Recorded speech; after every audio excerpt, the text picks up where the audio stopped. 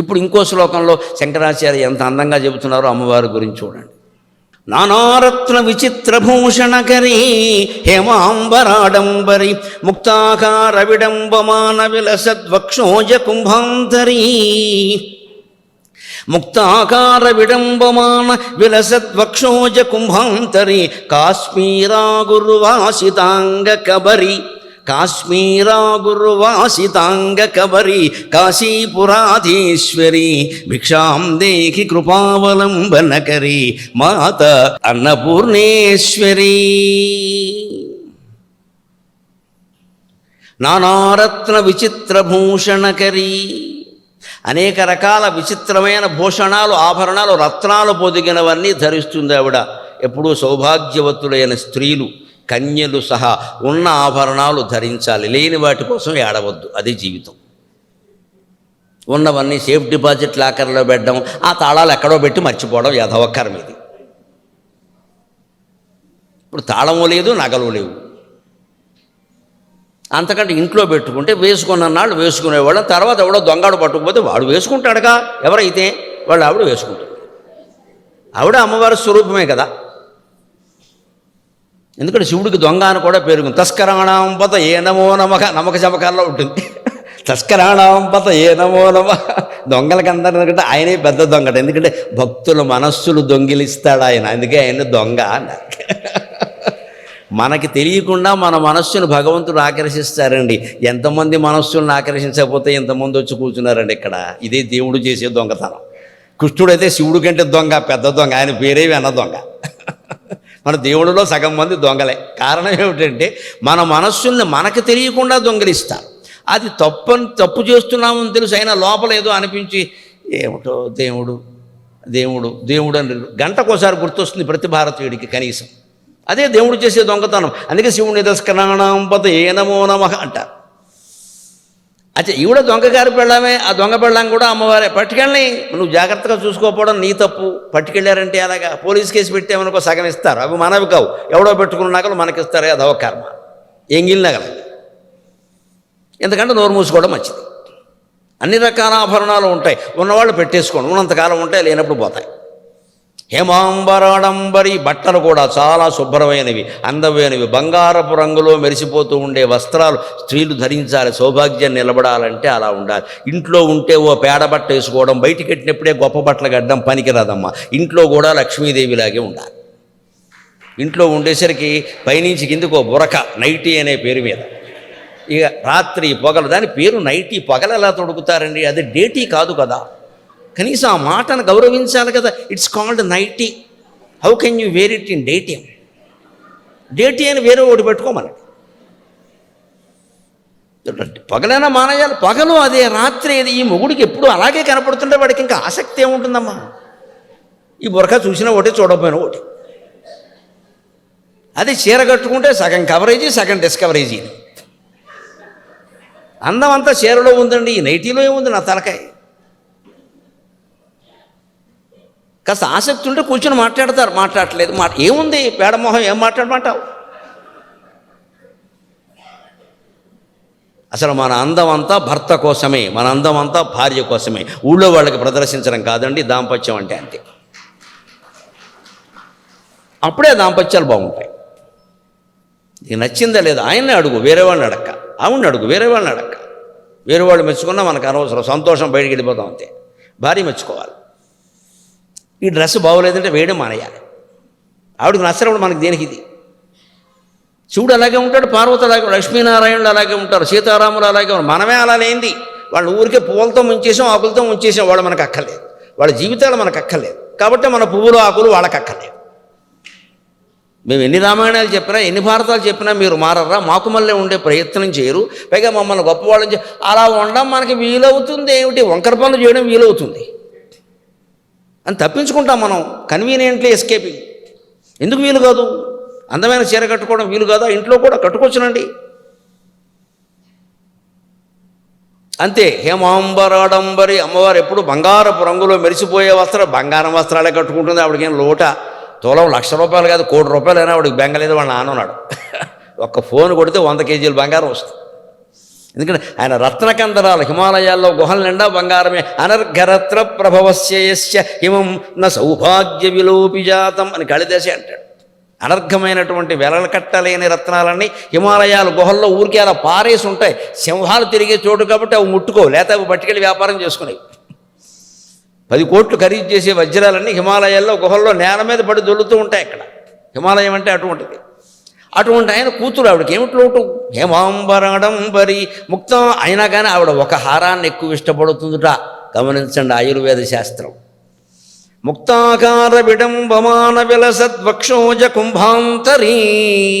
ముత్యాలహారం మాత్రం ఎప్పుడూ ఆవిడ వక్షస్థలంలో వేలాడుతూ ఉండాల్సింది. మీకు మళ్ళీ ఆవిడ కూడా చూసుకుంటుంది.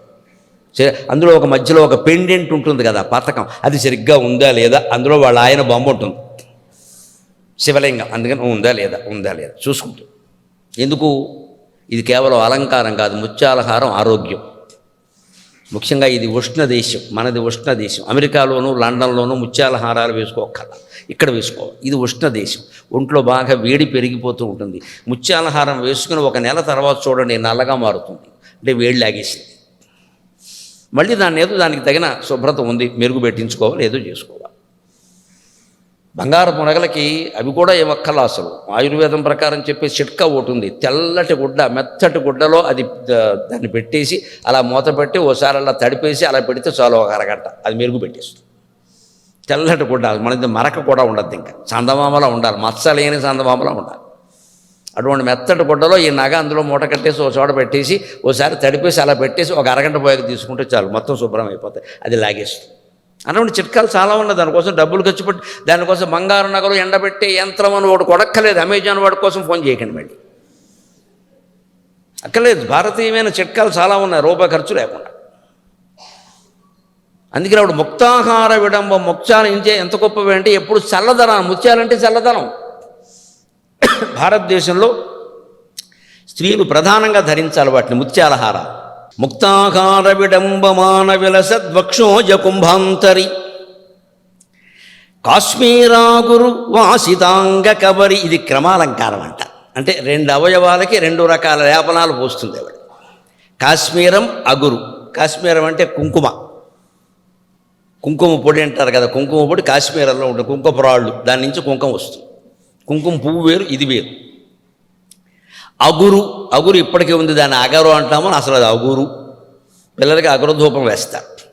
ఈ 2 వాడేవారు పూర్వకాలం స్త్రీలు, బాగా వాడేవారు. సహజంగా ఇవి చెట్ల నుంచి వస్తాయి, 2 అంతే. కుంకుమ, ఈ అగురు కూడా. కుంకుమ శరీరానికి పోస్తారు, అందుకే అంగా అన్నారు. కాశ్మీరాగరు వాసిత అంగ కబరి. కాశ్మీరము చేత వాసితమైంది శరీరం, అంగం. అగరు చేత వాసితమైంది కబరి. కబరి అంటే కేశపాశం.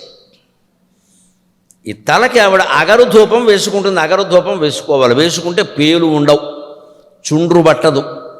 దేనికో పెద్ద క్రీమ్ మళ్ళీ ఇక్కడ, అది మళ్ళీ వేసవకాలం క్రీమ్ ఒకటి, వింటర్లో క్రీమ్ ఒకటి, హంటర్లో క్రీమ్ ఒకటి, 100 క్రీములు. ఈ నిలువుట అద్దం అని ఉంటుంది, ఓ పదార్థం ఒకటి మన ఇంట్లో, డ్రెస్సింగ్ టేబుల్ అంటారు. దాని నిండా ఈ 26 సీసాలు, 36 డబ్బాలు ఉంటాయి. కుంకుమ, పసుపు మాత్రం ఉండవు. సౌభాగ్యం ఎందుకు ఉంటుంది? అవి ఉండవు అక్కడ, అవి అపశకునం, ఉండకూడదు. పసుపును కూడా ఒక క్రీమ్ చేసి ప్యాసివ్ క్రీమ్ అంటే, ప్యాసివ్ క్రీమ్ ఓకే అని కొంటాడు వీడు, పసుపు రాయుడు. ఇంగ్లీష్ పేరు ఉండాలి, అది అర్థం కాకుండా ఉండాలి. విక్స్ వ్యాపారబ్ అంటే కొంటాడు, అది ఏమి లేదు. వ్యాపారబ్ అంటే వ్యాపారబ్బా, వ్యాపారబ్బా. రొంప వచ్చినప్పుడు పచ్చగా నెగనెగలాడుతూ ఉండేటువంటి లేత నూనెగా ఉండే వ్యాపారొబ్బల్ని ముక్కు దగ్గర పెట్టుకోండి, రొంపబోతుంది. ఆ వ్యాపారొబ్బని వాడు కనిపెట్టి మొత్తం మద్దన చేసి ఒక ఆయిల్, ఒక వాసలైన లాంటి లేహ్యం లాంటిది ఒకటి పుట్టించాడు, వ్యాపారొబ్బ అన్నాడు వాడు. అంతే, మనకి వ్యాపారొబ్బ అని తెలియదే, తెలుగు పేరు. నువ్వు రబ్బ చేయండి, ఏమి కాదు రబ్బది. అందుకంటే అందులో మనకు వ్యాపారొబ్బ ఇంటి ముందే ఉంది, కుదరదు, వ్యాపారొబ్బే కావాలి. అనవసరంగా డబ్బు ఖర్చు పెట్టుకోవాలి. ఇవన్నీ భారతీయ సుగంధాలు. జవ్వాది, పునుగు, ఇవన్నీ భారతీయ సుగంధాలు. పునుగు పిల్లి నుంచి వస్తుంది. ప్రతిరోజు శ్రీ వెంకటేశ్వర స్వామికి రాస్తారు ఆ పునుగు నూనెని. దానికోసం పిల్లుల్ని పెంచుతున్నారు ఇప్పుడు తిరుపతిలో, అది దొరక్క. కాశ్మీరం అగురు చేత కాశ్మీర కుంకుమ చేత నీ శరీరం ప్రకాశిస్తోందమ్మా, అగురు ధూపం చేత నీ కేశపాశం ప్రకాశిస్తోంది. జుట్టు బాగుండాలంటే అగురు ధూపంతో పొగ వెయ్యాలి, జుట్టు ఇలా విరబోసుకోవాలి. అప్పుడు రెస్టారెంట్కి వెళ్ళినప్పుడు కాదు, విరబోసుకుని అగురు స్నానం చేసిన తర్వాత అగురు ధూపం వేసుకునే ముందు ఇలా విరబోసుకుని ఆ అగురు ధూపం శుభ్రంగా పట్టిస్తే ఆ జుట్టు కుదుళ్లలోకి ఆ అగరు పొగ వెళ్ళి అక్కడ ఉండే సూక్ష్మక్రిములన్నీ నశిస్తాయి. చుండ్రు పట్టదు, ఏ రకమైన పేలు రావు, శుభ్రంగా ఉంటుంది. అసలు జుట్టు ఊడదు ముందు. ఇవాళ ఎందుకు ఊడిపోతుందంటే గమనించండమ్మా, నేను మొగాడిని అయినా చెబుతున్నా, కొబ్బరి నూనె రాసుకోవట్లా, అందుకే ఊడిపోతాను. కొబ్బరి నూనె రాసుకోండి. కొబ్బరి నూనె నామోషి అయిపోయింది. ఇక్కడ అడ్డమైన ఆయిల్స్ రాస్తారు, కొబ్బరి నూనె రాయలు. కొబ్బరి నూనె చలవదనం పైగా ఇది ఉష్ణదేశం, అన్నిటికీ మీరు ఇది ఉష్ణదేశం అనేది గుర్తుపెట్టుకోవాలి. కాశ్మీరాగురు కుంకుమ కాశ్మీరాగురు వాసితాంగ కబరీ కాశీపురాధీశ్వరి భిక్షాం దేహి కృపావలంబనకరి మాతా అన్నపూర్ణేశ్వరి యోగానందకరీ రిపుక్షయకరీ ధర్మైకనిష్టాకరీ చంద్రార్కానలభా సమానలకరీ త్రైలోక్య రక్షాకరీ సర్వైశ్వర్యకరీ తపఃఫలకరీ కాశీపురాధీశ్వరి భిక్షాం దేహి కృపావలంబనకరీ మాతా అన్నపూర్ణేశ్వరి యోగానందకరీ. మొదటి శ్లోకంలో నిత్యానందకరీ అన్నాడు, ఇప్పుడు యోగానందకరీ. నిత్యానందం నువ్వు పొందాలంటే యోగాభ్యాసం చెయ్యాలి. యోగం ద్వారా ఆనందం పొందాలి. యోగం ద్వారా ఆనందం పొందడం అంటే యమనియమ యోగం 8 రకాల అష్టాంగ యోగం అంటారు. యమనియమాసన ప్రాణాయామ ప్రత్యాహార ధారణా ధ్యాన సమాధ్యష్టాంగాహ, ఇవి 8 అష్టాంగ యోగం పతంజలి కనిపెట్టాడు. ఇతరులు అవన్నీ కాపీలు కొట్టేసి మాది అష్టాంగం, మాది ఎవరిది కాదు. పతంజలి మహానుభావుడు, ఆయన ఆదిశేషుడు అంశ. యమం ముందు నీ మనస్సును నిగ్రహించుకోవాలి. బ్రహ్మచర్యోపరిగ్రహక సువర్ణ అస్థేయం బ్రహ్మ అహింసా సత్యం అస్థేయం బ్రహ్మచర్యోపరిగ్రహక. హింసాభావాలు మనస్సులో ఉండొద్దు, సత్యమే పలకాలి. ఎవరి సొమ్ము మనం ఆశించద్దు. భార్యతో తప్ప మరెవరితోనో కలవద్దు, భర్తతో తప్ప మరెవరితోనో కలవద్దు. దాన్ని బ్రహ్మచర్యం అంటారు. అపరిగ్రహక, ఎవరి నుంచి ఏది పుచ్చుకుందికైనా 100 సార్లు ఆలోచించాలి, ఒక్కసారి కాదు. ఇలా ప్రతిదానికి చాపేయడం కాదు, ఇక్కడ వచ్చిందే చాలని. పరిగ్రహం మహాపాపం అండి, ప్రతిగ్రహం మహాపాపం. ప్రతిగ్రహం మనం ఎవరి దగ్గర ఏ వస్తువు తీసుకున్నా వాళ్ళకి మనం బాకీ పడిపోయాం. వీలైనంత వరకు ఈ పరిగ్రహాన్ని ప్రతిగ్రహాన్ని పరికరించాలి, మనమే ఇవ్వాలి ఎవరికైనా, లేకపోతే ఊరుకో. ఆ పుచ్చుకోవడం ఇదే యమం. నియమం శౌచ సంతోష తపస్వాధ్యాయ ఈశ్వర ప్రణిధానాన నియమాక. ముందు శుభ్రంగా ఉండాలి, శారీరక శుభ్రత. మనస్సు కూడా శుభ్రంగా ఉంటే ఇష్టము అయిష్టము రాగము ద్వేషము లేకుండా ఉంటే సంతోషంగా ఉంటుంది. తప్పక ఊరికి ఈ శౌచం సంతోషం దేనికి? నేను 3 పూట్ల స్నానం చేస్తా, కుక్క కూడా చేయొచ్చు, ఏంటి గొప్ప? చేప ఎప్పుడూ స్నానమే చేస్తుంది, ఎప్పుడూ స్నానమే. ఏమిటి? శారీరక శుభ్రత, శారీరక వ్యాయామం, శారీరక సౌందర్యం. ఇవన్నీ ఎందుకు? ఈ జన్మంతా ఎందుకు? నువ్వు శుభ్రంగా ఉండడం దేనికి? ఎవరిని ముట్టుకోలేకుండా చివరికి నువ్వే అస్పృశ్యుడు అయ్యావు, వాళ్ళు కాదు. నేనెవరూ ముట్టుకోవడం మానేశాను. నలుగురిలో కలవాలి కదా. నేను స్నానం చేశాను కాబట్టి కలవాలంటే కొంపలు అంటుకున్నా కలిస్తే. నలుగురు మనుషులను కలిసి మాట్లాడడానికి ఈ చేదస్థాలు అడ్డంగా ఉంటే తీసి పారేయాలి. మనకు కలవడమే ముఖ్యం ఇక్కడ. అందుకే అదేదో పెద్ద గొప్పగా డాంబికం ప్రదర్శించడం అవసరం లేదు. ఇదంతా ఎందుకంటే నియమం, ఒక నియమం ఉండాలా వద్దా? శౌచం, సంతోషం, స్వాధ్యాయం. వేదం చదువుకో, శాస్త్రం చదువుకో, నీ కాలేజీ చదువు ఏది ఉందో చదువుకో, అది కూడా స్వాధ్యాయమే. చదువుకో, దానికి కొంత సమయం కేటాయించు. తపస్సు చేయాలి, పొద్దున్న జపమో తపమో 1 అరగంట అయినా కూర్చొని భగవన్నామాన్ని జపించాలి కదా. శ్వాసకి కలిపి జపం చేస్తే సగర్భ జపం అంటారు, అదే యోగం. మనం జపించే నామ నమ శివాయ నమో నారాయణాయ నమో భగవతే వాసుదేవాయ, ఇలాగే శ్రీమాత్రే నమః, ఏదైనా సరే శ్వాసకు జోడించండి. ఉచ్ఛ్వాస తీస్తూ నమ శివాయ, కిందికి వదులుతూ నమ శివాయ నమ శివాయ నమ శివాయ నమ శివాయ నమ శివాయ. దీన్ని సగర్భ జపం అంటారు. ఇంకా చెప్పాలంటే మంత్రశాస్త్ర పరిభాషలో అజప గాయత్రి అంటారు దీన్ని. అజప గాయత్రి జపం చేయకుండానే గాయత్రి జపం చేసిన ఫలితం వస్తుంది. ఈ శ్వాసను నువ్వు గమనిస్తే చాలు, ఏ నామం అక్కల. శ్వాసతోనే నువ్వు వెళ్ళాలి పైకి, శ్వాసతోనే కిందికి రావాలి. ఆలోచనలన్నీ ఆగిపోతాయమ్మా, దాని రహస్యం అది. శ్వాస మీదే దృష్టి పెడితే ఆలోచన ఆగిపోతుంది. మనస్సు అనేది ఆలోచన అంటే మనస్సు, మనస్సు అంటే వాయువు, శ్వాస. శ్వాస మీద నీ దృష్టి పెట్టాలి. మనస్సు పెద్ద దొంగ. అప్రేక్షితాతు స్ఫురతి ప్రేక్షితాతు వినశ్యతి. యోగ వశిష్ఠలో చెబుతాడు. మనస్సు ఎప్పుడు ఆలోచిస్తుంది అంటే నువ్వు చూడడం మానేస్తే ఆలోచిస్తుంది, నువ్వు చూస్తే ఆలోచన ఆగిపోతుంది. ఆలోచన ఆగాలంటే మనం ఆలోచనని గమనించాలి. మనం ఆలోచన గమనించడం మానేసి ఆలోచనతో పాటు అలా పరిగెట్టిస్తూ ఉంటాం. ఈలోపు బీపీ 270 370 వచ్చింది, దాంతో పరిగెట్టాను. ఆపై ఆలోచన రానవకు, ఆపై దాంతో నువ్వు పరిగెట్ట, ఆలోచన నువ్వు గమనించు. మళ్ళీ విచారణ చేయొద్దు, గమనించు. గమనిస్తే ఆగిపోతుంది. అందుకే తెలుగులో 2 గొప్ప మాటలు ఉంటాయి భాష గొప్పతనం. గమనం అన్నారు, నడక. గమనిక అన్నారు, చూడడం. రెండు ఒకే ధాతువు, గమ్. భాష అర్థమైతే భగవంతుడు అర్థమవుతాడు. గమనం అంటే వెళ్ళడం కదండి, గమనిక అంటే చూడడం. అంటే ప్రపంచంలో సృష్టిలో ఏ వస్తువు కూడా మనం చూడందే మనకు కనపడదు కదా, కానీ మనం చూడగానే అక్కడి నుంచి అది వెళ్ళిపోతుంది. ఫిజిక్స్ చదువుకున్న వాళ్ళకి అర్థం. వస్తువు నుంచి కాంతి కిరణం మన కంటి మీద పడుతుంది. ఎప్పుడు పడుతుందో తెలుసా? అది ఎప్పుడో బయలుదేరింది, అక్కడ 2 నిమిషాలు 3 నిమిషాల తర్వాత మన కంటి మీద పడింది. నక్షత్రం ఇవాళ నీకు కనిపిస్తుందంటే అర్థం ఆ నక్షత్రం అక్కడ ఉండి 4 ఏళ్ళు అయింది మిత్రమా. ఇప్పుడు ఎవరైనా పెద్ద రాకెట్ వేసుకుని ఆ నక్షత్రం దగ్గరికి వెడితే అక్కడ ఉండదు, అది ఎప్పుడు జరిగిపోయింది. దాని నుంచి బయలుదేరిన కిరణం నిన్ను చేరడానికి 4 ఏళ్ళు పట్టింది. అంటే నక్షత్రానికి నీ దృష్టిలో ఇప్పుడు గుర్తింపు ఏర్పడింది, అక్కడ లేదు. అది నువ్వు గమనించగానే అది వెళ్ళిపోయింది. అంచేత గమనం గమనిక, గమనిక ఉంటే గమనం వెళ్ళిపోతుంది. అంచేత అందుకే శంకరాచార్య జగన్మిథ్య. నువ్వు కనిపిస్తే కానీ ఏది నువ్వు గమనిస్తే కానీ ఏది కనిపించదయ్యా. గమనిస్తే వెళ్ళిపోతుంది కదా, ఉందంటామేమిటి, జగత్తు మొత్తం మిథ్య అన్నారు. ప్రతిదీ వెళ్ళిపోతుంది, ప్రతిదీ ఇప్పుడు మనం మాట్లాడుకుంటుండగానే గంట సమయం వెళ్ళిపోయింది, మనకు తెలియకుండానే వెళ్ళిపోయింది. ఇదే మనం కవిడియారమే చూస్తూ కూర్చున్నాం అనుకోండి, వెళ్ళదు, పైగా శ్లోకం రాదు, ఆగిపోతుంది అది. అంటే దేన్ని ఆపాలన్నా ఒకటే లెక్క. గమనించు, చిన్నపిల్లలు వంకర పనులు చేస్తున్నారు, వెంటనే ఏం చేయాలి? తల్లి తండ్రి సిట్టింగ్ అయ్యి వాళ్ళని ఏమన్నద్దు, అక్కడ కూర్చో. ఆపేస్తారు, ఆ పని ఆపేస్తారు. అమ్మ చూస్తుంది, నాన్న చూస్తున్నారు, ఆపేస్తారు వెంటనే. గమనిస్తే ఆగిపోతుంది. గమనించకుండా ఉంటే మనకేదో అబద్ధం చెప్పి కానిచ్చేస్తాయి. అంటే చిన్నపిల్లల్ని అదుపులో పెట్టాలని మనం అక్కడ కూర్చోవడమే. ఇప్పుడు వాళ్ళని అదుపులో పెట్టకపోగా మన ఫోన్లో మనం ఉండి వాడికో ఫోను బారేసాం. నమశివాయ. మనం చేస్తున్నది తద్దినం, వాడికి ఇచ్చింది మహాలయ పక్షాల్లో మహాతద్దినం, అధిక మాసం తద్దినం. వాడిని జడగొట్టాం. వాడిని గమనించాలి. నువ్వు ఫోన్ చూడడం మానేసి వాడిని గమనించడం మనం వాడికో ఫోన్ బారేసాం. వాడి ఇష్టం వచ్చింది వాడు చూశాడు. అయ్యో ఏమైంది? ఇద్దరూ భ్రష్టమయ్యారు. ఇదే వేదాంతం ఇంట్లో అన్వయం చేయడం ఎంత తేలికండి. యోగానందకరి. ఆ యోగం అంటే శ్వాస.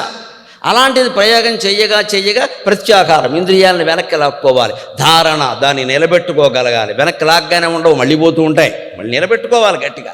ధ్యానం, దాన్ని ఒక 7 సెకండ్ల పాటు కొనసాగించగలిగితే ధ్యానం అన్నారు. దాన్ని 7 సెకండ్లు కొనసాగించగలిగితే ధారణ అన్నారు. 7:49 5 నిమిషాలకు పైన ఇంచుమించు 6 నిమిషాలు కొనసాగిస్తే సమాధి అన్నారు. 6 నిమిషాలు ఉంటే చాలు సమాధి, అంతకంటే లేదు. నేను గంట జపం చేశా, 3 గంటల జపం చేశా, ఇవన్నీ మూలకి డబ్బా కూర మాటలు. ఇవన్నీ జపం సాగుతుంది, సమాధి ఉండదు అందులో. దాన్ని సమాధానం అంటారు. ఇది అష్టాంగ యోగం. ఈ యోగం చేత ఆనందం పొందాలి నువ్వు ఖచ్చితంగా. ఈ ఆనందం పొందాలన్నా ఒకటే లెక్క, దానికి మన బుద్ధి కూడా సరిగ్గా ఉండాలి. కేవలం యోగం వల్లనే వస్తుంది అనుకోవద్దు. అది ఏదో యోగం అది వచ్చేటే రాదు, నీ బుద్ధి సరిగ్గా ఉంటే వస్తుంది. బుద్ధి సరిగ్గా లేకపోతే యోగం కూడా పని చేయదు. అంతకంటే దానికి ఉదాహరణ ఏమిటో తెలుసా? దైవానుగ్రహం రాజానుగ్రహం అని ఒక కథ ఉండేది. దైవానుగ్రహం రాజానుగ్రహం. ఒక రాజుగారి దగ్గర 2 పండితులు ఉన్నారట. ఒక పండితుడు ఎప్పుడు ఏం మాట్లాడినా సరే అంతా దైవానుగ్రహం అండి, అంతా దైవానుగ్రహం అండి అనేవాడు. రెండో వాడు ఈయనకి భిన్నంగా మాట్లాడేవాడు. ఈయన భిన్నంగా మాట్లాడకపోతే వాడిని ఎందుకు గౌరవిస్తారు? వీడికి వాడు అనుచరుడు అయిపోతాడు. అందుకని ఆయన రాజుగారు అలా అంటాడు కానండి, మా అన్నయ్య దైవానుగ్రహం సరేనండి, రాజానుగ్రహం ముఖ్యమండి, మీరు లేకపోతే రాజ్యం ఉందా అన్నాడు. ఈ మాట రాజుగారికి నచ్చుతుంది సహజంగా. ఎందుకంటే ఆయన మరి దేవుడి కంటే గొప్పవాడు అన్నాడు కదా. కానీ ఎంతైనా సత్యం సత్యమే కదా. అస్తమానం ఈయన ఏం జరిగినా దైవానుగ్రహం ఉంటాడు, ఆయన ఏం జరిగినా రాజానుగ్రహం ఉంటాడు. రాజుగారికి మనస్సులో రెండో వాడి మాట నచ్చుతోంది, కానీ లోపల అదే మనస్సులో దేవుడి కంటే నేను గొప్పవాడిని కాదు కదా, ఆయన చెప్పేది నిజమే కదా, దైవానుగ్రహం వల్లనే నేను రాజు అయ్యాను కదా, మరి ఈయన రాజానుగ్రహం అంటాడు. ఆ మాట ఇష్టంగా ఉంది కానీ సత్యం కాదు. ఆయన అనుకున్నాడు అసలు పరీక్ష చేద్దాం, దైవానుగ్రహం గొప్పదో రాజానుగ్రహం గొప్పదో అని.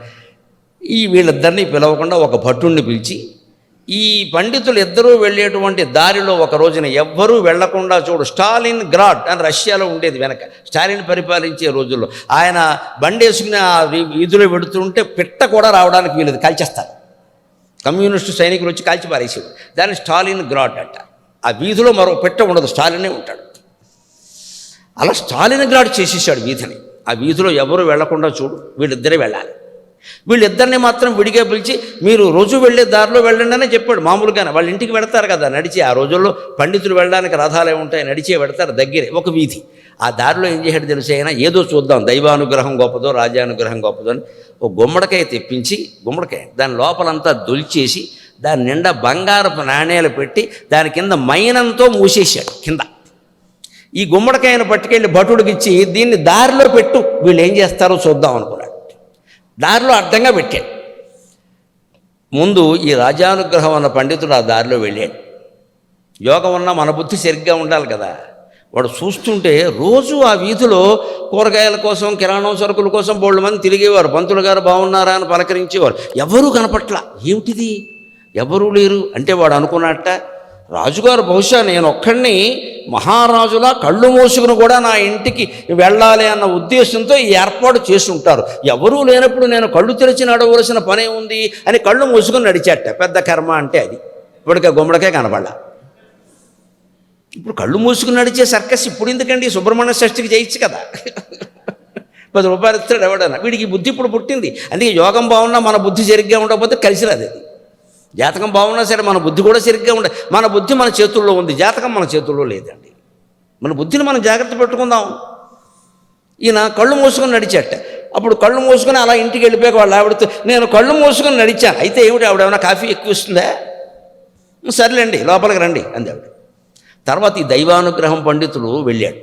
వెడుతుంటే వాడికి గుమ్మడికాయ కనపడింది. దైవానుగ్రహం దారిలో ఉంది గుమ్మడికాయ, ఇంకా నయం ఎవడూ తీసుకోలేదు, నాకు ప్రాప్తం ఉంది అని ఇంటికి పట్టుకెళ్ళి భార్యను కూర వండమన్నాడు. గుమ్మడికాయ ముక్కల పులుసు బ్రహ్మాండంగా ఉంటుంది, ఇంత మొక్కలు ఉంటాయి. వండమంటే ఆవిడ కోసింది. కోసేసరికి బంగారపు నాణ్యాలు బయటపడ్డాయి. దైవానుగ్రహం అక్షతదియ అనుకున్నాడు ఆయన. మన్నాడు రాజుగారు ఇద్దరిని పిలిచి, ఏమయ్యా నువ్వు వెళ్ళావు, దారిలో నీకేమైనా కనపడిందంటే, ఎందుకు కనపడుతుందండి, హాయిగా కళ్ళు మూసుకుని ఇంటికి వెళ్ళిపోయానండి, రోజు ఇలా ఉండే ఏర్పాటు చేయడం వేదవ, గుడ్డి వేదవ, నీకు ఇవ్వడం కూడా దండగరా అనుకున్నాడు. ఈ దైవానుగ్రహం ఆయన పిలిస్తే, దైవానుగ్రహం రాజుగారు నేనేం చెప్పను, ఎవరు పెట్టారో అక్కడ గుమ్మకాయ పెట్టారు, ఇంటికి వెళ్ళి మా ఆవిడకి ఇచ్చాను, కోసేసరికి బంగారు నాణ్యాలు వచ్చే దైవానుగ్రహం అన్నాడు. అప్పుడు రాజుగారికి నమ్మకం వచ్చింది, దైవానుగ్రహమే గొప్పది, వీడి బుద్ధి. అయినా సరే మళ్ళీ సెకండ్ టెస్ట్ అని 4 రోజులాగి మళ్ళీ వాళ్ళకి చెప్పకుండా ఇంకో గుమ్మడికాయ తయారు తెచ్చి ఇంకా దాన్ని కూడా దొలిచి వెండి నాణ్యాలు పెట్టి ఈసారి రాజానుగ్రహం వాడంటే ఈయనకి ఇష్టం కదా, ఇగో నేను చెప్తున్నాను ఆ దారిలో వెళ్ళు, చూసుకుంటూ వెళ్ళు అన్నాడు. అంటే తీసుకుంటాడు కదా, అంతే కదా. వెళ్ళాడు. ఈయన చూసుకుంటే, రాజుగారు చెప్పాడు, రాజుకు చెప్పిన ప్రకారం చేస్తాడు. చూసుకుంటూనే వెళ్ళాడు. గుమ్మడికాయ కనపడింది, తీసుకుని ఏం చేశాడు, అక్కడ శెట్టి గారి దగ్గరికి వెళ్ళాడు. కిరాణం దుకాణం ఆయన దగ్గరికి వెళ్ళాడు. ఈ గుమ్మడికాయ నాకెందుకు, ఇంత పెద్ద గుమ్మడికాయ మొక్కలు ఏం తింటాం, పులుసు వేసుకుని ఇది అమ్మేస్తే డబ్బులు వస్తాయి కదా అనుకున్నాడు. వాడికి అమ్మేశాడు. ఈ బుద్ధి ఆయన పైకి తక్కువగా అమ్మేశాడు. ఉచితంగా వచ్చింది కదా, అందుకని ఆయనకి రూపాయికి అమ్మేశాడు. రూపాయి గుమ్మడికాయ రావడం ఆ రోజుల్లోనూ కష్టమే. అందుకని ఆ షావుకారు గారు రూపాయి పెట్టి కొన్నాడు. ఆయన ఏం చేసి, ఈయన వెళ్ళిపోయిన తర్వాత ఆయన ఏమనుకున్నాడు, రూపాయి గుమ్మడికాయ వచ్చింది, ఇంత చౌకగా మనం వ్యాపారం చేయకూడదు, దేవుడు మన బతకనేడు, ఇది ఎవరికైనా బ్రాహ్మడికి దానం ఇద్దాం అనుకున్నాడు. వెనకాల దైవానుగ్రహం పండితుడు వచ్చాడు.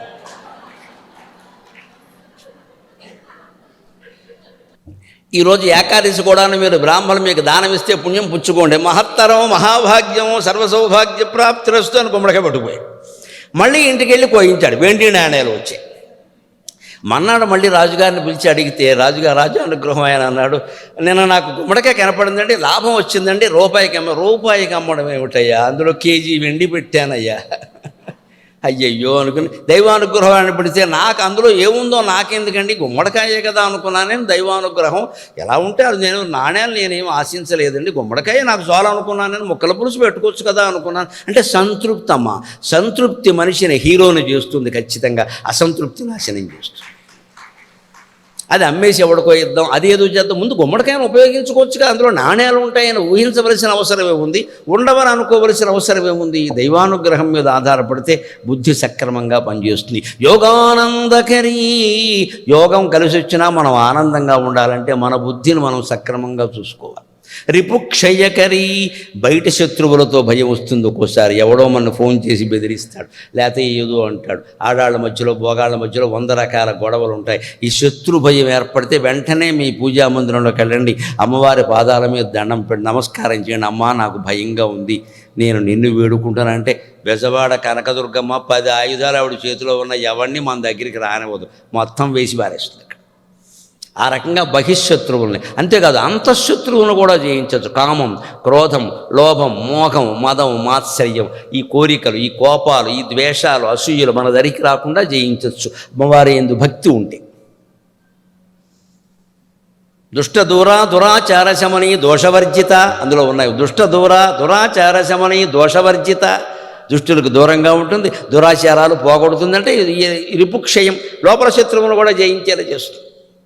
యోగానందకరీ రిపుక్షయకరీ ధర్మైక నిష్ఠాకరీ, ధర్మమునందే మన నిష్ఠ ఉండేలా చేస్తుంది, ధర్మమునందే మన నిష్ఠ ఉండేలా చేస్తుంది. రిపుక్షయ యోగానందకరీ రిపుక్షయకరీ ధర్మైక నిష్ఠాకరీ, ధర్మమునందే మన నిష్ఠ ఉండేలా చేస్తుంది. చంద్రార్కాన లభాసమానలకరీ, ఆవిడ ముఖం ఎలా ప్రకాశిస్తుంది, చంద్ర అర్క అనలభాసమానలకరీ, ఆ తేజస్సు చంద్రునితో సమానంగా, అర్క సూర్యునితో సమానంగా, అనాల అగ్నితో సమానంగా ఆవిడ ముఖము, ఆవిడ శరీరము ప్రకాశిస్తుంది. త్రైలోక్యరక్షాకరి, మనల్ని, మన కుటుంబాన్ని కాదు 3 లోకాలని రక్షించగలిగిన సామర్థ్యం అమ్మవారికి ఉంది ఖచ్చితంగా. సర్వైశ్వర్యకరి, అన్ని రకాల ఐశ్వర్యాలను ఇస్తుంది. ఐశ్వర్యం అంటే కేవలం డబ్బు కాదు, అష్టైశ్వర్యాలు అంటారు. అష్టలక్ష్మి పూజలు చేస్తున్నారు మీరు, అష్టైశ్వర్యాలు అంటారు. 8 లెక్క. దాసీ భృత్యక సుతో బంధు వస్తువాహనమేవ చ ధనధాన్య సమృద్ధిశ్చ అష్టైశ్వర్యా ప్రకీర్తితాః. అష్టైశ్వర్యాలు ఉండడం, డబ్బు ఒకటి ఉండడం. డబ్బు ఉంటే అన్నీ కొనుక్కోవచ్చు, ఉండవమ్మా. బిడ్డ ప్రాణం పోయేలా ఉంది, ఎంత డబ్బు పెట్టినా రాదమ్మా, ఎంత డబ్బు పెట్టినా రాదు. ఒక మాట పోయింది, ఈవేళ ఆటిజం వచ్చిందమ్మా, వైద్యం చెప్పండి నాకు. ఎంతమంది బాధపడుతున్నారు పిల్లలు ఆటిజంతో, అదో వ్యాధి అయిపోయింది హైదరాబాద్లో. కోట్లు ఖర్చు పెట్టడానికి వాళ్ళు సిద్ధంగా ఉన్నారండి, వైద్యం లేదండి. అంచేది డబ్బుతోనే అన్నీ అవ్వు. 5 అంటే దాసి, ముందు నీ ఇంట్లో పనిచేసే దాసి ఉండడం ఉంటే, దాసి ఉన్నవాళ్ళని దాసి అంటారు, పని మనిషిని అనరు. పని మనిషికి జీతం ఇస్తున్నారు, దాన్ని భృత్యక అంటారు. భృతి అంటే వేతనం, డబ్బు తీసుకుని పనిచేసేది భృతి, భృత్యక. డబ్బు తీసుకోకుండా మన ఇంట్లోనే ఉండి మనం ఇచ్చిన క్వార్టరో ఏదో ఉంటుందో, ఓ చిన్న ఈ రూమ్, అందులో ఉండి ఎప్పుడంటే అప్పుడు అర్ధరాత్రి కూడా పిలిచేందుకు ఒకళ్ళు ఉంటారే, వాళ్ళని దాసి అంటారు. వాళ్ళకి డబ్బు ఇచ్చు, లేదు ఇవ్వకపోవచ్చు, వాళ్ళకి బట్టలు ఇస్తారు, అన్నం పెడతారు. వాళ్ళ ఇంట్లో పెళ్ళిళ్ళు అయితే వీళ్ళే చేస్తారు. పూర్వం అలా ఉండేవారు, కుటుంబాలను పోషించేవారు. ఏ పని వచ్చినా పిలుస్తారు దాసి. అలా ఈ పని మనిషి ఉందనుకోండి, దానికి ఇష్టం లేకపోతే సెలవు పెడుతుంది. ఇవాళ బస్సు ఫ్రీ అన్నాక పని మనుషులు సెలవు పెడుతున్నారు హాయిగా.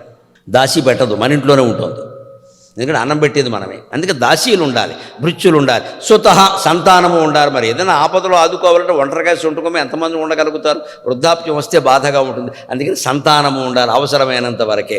బంధువులు ఉండాలి, కొంతమంది అయినా బంధువులు ఉండాలి. బంధువులు ఉండడం కూడా ఐశ్వర్యమే. అందుకే బంధువులతో సంబంధాన్ని నిలబెట్టుకోవాలి. అప్పుడప్పుడు ఫోన్ చేస్తూ ఉండాలి, మరీ నెత్తి మీద ఎక్కించుకోకూడదు. అంతే.